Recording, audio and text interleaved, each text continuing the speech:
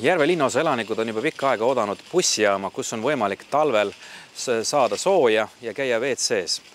Sellest on palju räägitud, on oldud esialgu ka päri sellega, et on Mironias bussijaam, kuid sellega oli olnud päri omakorda bussiettevõtjad vedajad, kelle jaoks on väga ebamugav sõita kaubanduskeskuse taha, kus on kitsad ringteed, mistõttu ka Lux Express lõpetas ka liiniveod sinna bussijaama.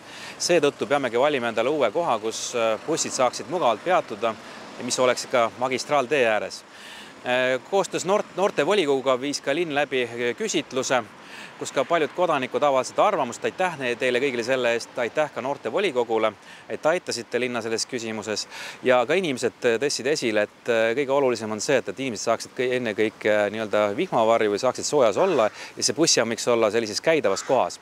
Ja ühe käidava kohana toodi ka välja siin samas Järveküla teed, kus on ka praegu tegelikult Virumaa kolledži bussipeatus. Meil on siin samas ju Virumaa kolledž, kus käib palju tudengeid, õppejõude.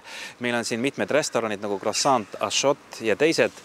Ja siin on ka piisavalt ruumi teha erinevaid radasid busside jaoks. Ja Järve linnaosa oma 16 000 elanikuga on suur linnaosa, aga teedevõrgu mõttes ta ei ole maakonna keskpunkt ja ka edaspidi maakonnaliinide mõistes peaksime kasutama Jõhvi bussijaama, mis teenindab kogut maakonda ja ka Ahtme linnaosa.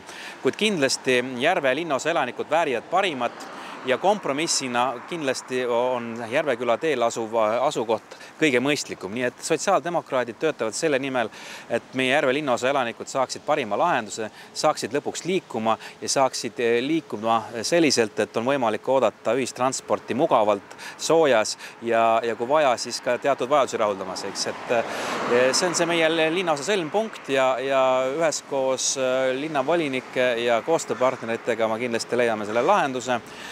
Ja valides sotsiaaldemokraate võite olla kindlad, et linnavolikogus on inimesed, kes tõstatavad neid küsimusi, mis on Järve linnaosa ja teiste linnaosale elanikele väga olulised ja me teeme ka need asjad ära, mida me lubame.